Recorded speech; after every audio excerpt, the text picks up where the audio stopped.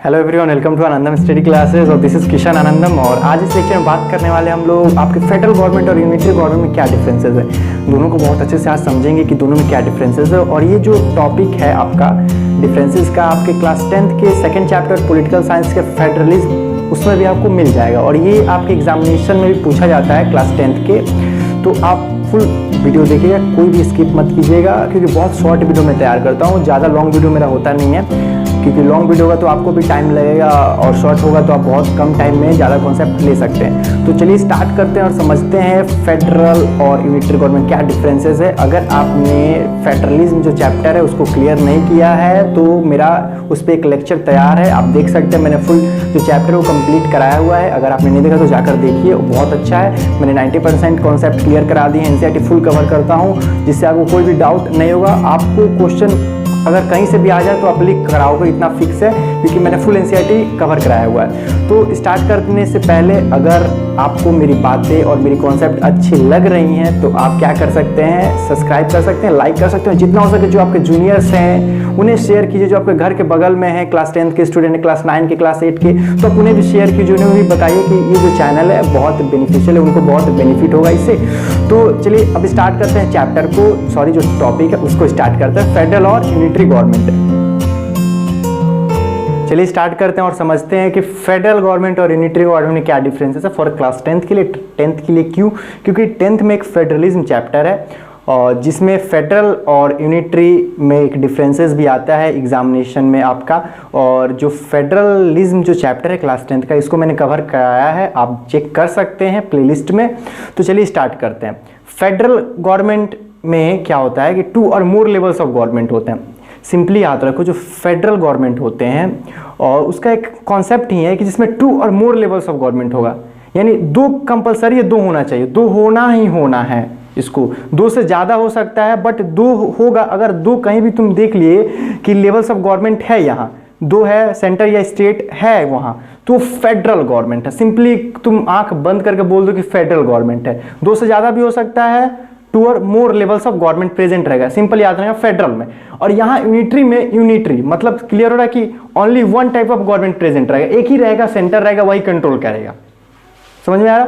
तो ये पहला पॉइंट। दूसरा पॉइंट की तरफ बढ़ते, देखो, in federal system the central government can not order to state government to do something. देखो, फेडरल जो गवर्नमेंट में रहता है, फेडरल सिस्टम में होता है कि जो सेंट्रल गवर्नमेंट होता है वो can not order to the state government to do something, यानी कह सकते हो कि जो सेंट्रल गवर्नमेंट है वो स्टेट गवर्नमेंट पे एक तरह से फोर्स नहीं दे सकता, प्रेशराइज नहीं कर सकता है कि तुम यही करो, तुम्हें यही करना है, नहीं।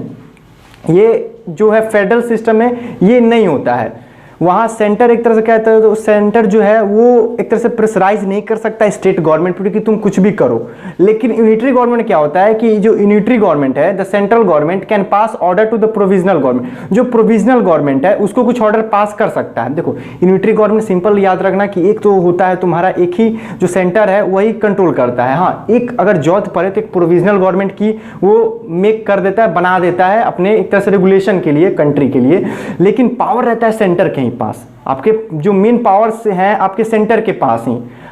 और जो सेंट्रल गवर्नमेंट है वही क्या कर सकता है कि ऑर्डर पास कर सकता है प्रोविजनल गवर्नमेंट पे। यानी कह सकते हो कि जो यूनिटरी गवर्नमेंट है ये एक तरह से हावी है, एक तरह से मेन पावर सेंटर ही है इसमें, याद रखना।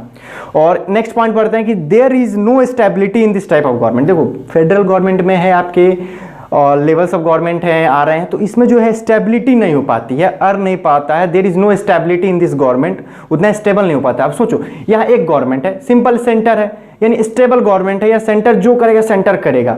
यहाँ देखना कभी कभी क्या होता है, कुछ डिस्प्यूट्स जो होते हैं स्टेट्स में, स्टेट और सेंटर के बीच में तू मैं होने लगती है, तो कह सकते हो स्टेबिलिटी नहीं बन पाती है। लेकिन और गवर्नमेंट, ये यूनिटरी गवर्नमेंट में है कि स्टेबल रहेगा, क्योंकि जो कंट्रोल करना है वो कौन करेगा आपके, वो यूनिटरी गवर्नमेंट, यानी जो सेंट्रल गवर्नमेंट वही कंट्रोल करेगा। लेकिन ऐसी बात नहीं है, फेडरल गवर्नमेंट में भी क्या होता है, स्टेबिलिटी बनती है, लेकिन मैक्सिमम चांसेस है कि यहाँ स्टेबिलिटी नहीं रहती है, इतना याद रखना है। ये जो होता है समझने वाली बात है कि जो सेंटर होगा वही कंट्रोल करेगा, तो उसी के पास फुल ऑथोरिटी है, इसलिए गवर्नमेंट स्टेबल है, आपके उसी को रेगुलेट करना है, वही रिस्पॉन्सिबल है एवरीथिंग के लिए।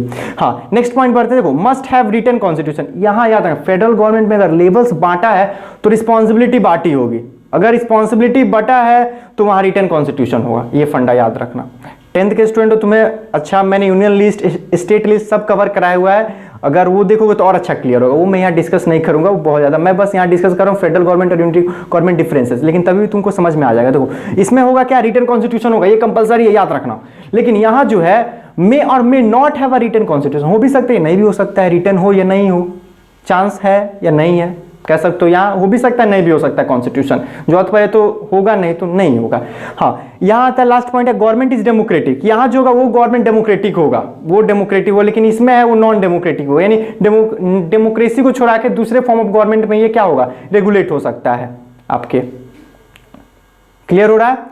तो ये डेमोक्रेटिक होगा, ये नॉन डेमोक्रेटिक, यानी डेमोक्रेसी को छोड़ा के अदर्स फॉर्म्स में, चाहे डिक्टेटरशिप में रन करे, चाहे मोनार्ची में, चाहे कम्युनिस्ट को गवर्नमेंट हो उसके थ्रू में रन करे, तो वो हो सकता है। हाँ एग्जांपल देखते हैं, यूएसए है आपके फेडरल गवर्नमेंट में, यूएसए है आपका, इंडिया है, ऑस्ट्रेलिया है, पाकिस्तान है एंड ईटीसी, ये सब क्या है फेडरल गवर्नमेंट है, इनके लेवल्स ऑफ गवर्नमेंट बटा हुआ है। लेकिन बात करें यूनिटरी गवर्नमेंट में तो चाइना है, यूके है, जापान है, ईटीसी है।